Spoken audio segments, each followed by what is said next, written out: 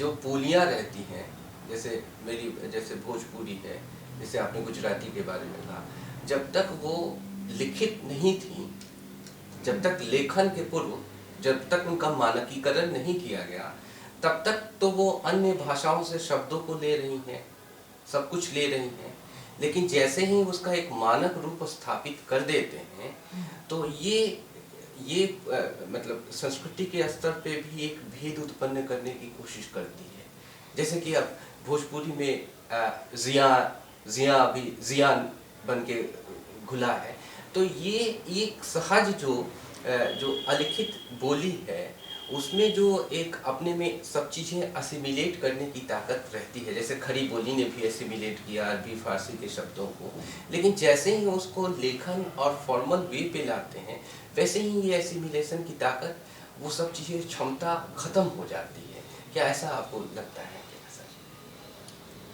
और ज़्यादातर इसी का विकास हो रहा है, क्योंकि जो भी भाषा हिंदी भी है, जैसे आप भी हिंदी के हैं या मैं भी हूँ, तो जो रस हमारा है वो तो हम जिस बोली से, अगर हमारे पीछे बोली का भी एक आधार है, तो रस तो हम वहीं से खींचते हैं, उसको हम भाषा में देते हैं।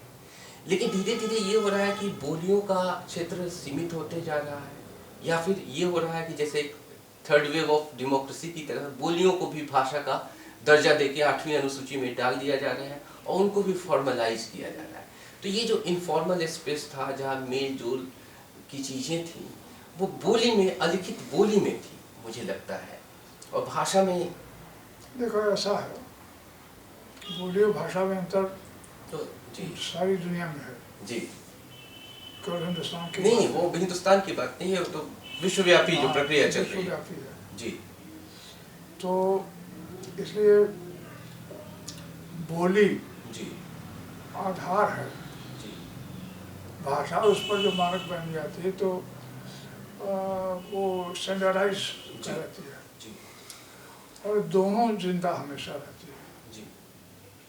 भाषा बन जाने के बाद बोली नष्ट नहीं होती, नहीं होते जी, नहीं होती ना जी जी और दोनों रहती जी। हैं, दोनों रूप हैं। जी संस्कृत के नाटकों में जी आपको एक और कालिदास में संस्कृत बोलता है और दूसरा जो है ऊंची जात का नहीं है जी। तो वो संस्कृत नहीं बोलता है, जी डायरेक्ट बोलता है। जी जी तो नाटक में दोनों चीज़ें मिलती हैं, जी कॉमन मैन भी मिलता है, जी जो बोली में काम लेता है, दूसरा जो है वो संस्कृत बोलता है। जी जी जी ये एक ट्रेडिशन बहुत वर्ष चला रहा जी और ये बात यही नहीं है, अंग्रेजी में भी शेक्सपियर के नाटकों में भी ऐसी ही है। जी जी दो तरह के रूप, बोली और भाषा, जी और हिंदी के दोनों रूप में, बोली भी है, भाषा जी भी जी है, जी जी और दोनों उतने ही महत्वपूर्ण हैं जी और दोनों को बचाए रखना है। बोलियां नष्ट नहीं होती, जी ये 1000 साल से हम लोग देखते चले जी आ रहे हैं। जी अब भी अवधि जिंदा जी है, जी जैसे कि हिंदी जिंदा है, ब्रज जिंदा है, जी सारी बोलियां वैसी ही हैं। जी और हो सकता है खुदा न करे कि ऐसा जमाना आए कि लोग अपनी बोली भूल जाएं, जी।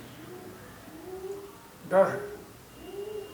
तो इसी डर पे मैं पूछ रहा था कि क्या ये जो इतने हजारों साल की जो परंपरा आ रही थी, जिसको हम कहीं से पढ़ के नहीं, अपने आप सीखते थे, धीरे धीरे जैसे लोगों का जितना वो जो बोली केवल बोलता था उसको अंगूठा छाप समझते थे, लेकिन उसके पास बहुत पुराने संस्कार सब कुछ थे, हाँ, रहने का, जीवन जीने का था। तो वो धीरे धीरे वो जैसे शहर की तरह भाषा बढ़ते जा रही है और बोली सिकुड़ते जा रही है गांव की तरह से, और उस पे मतलब कुछ ऐसा तो पढ़ा है जी, सब पढ़ा है जी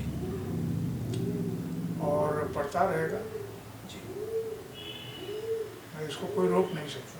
जैसे अब पश्चिम के देशों में तो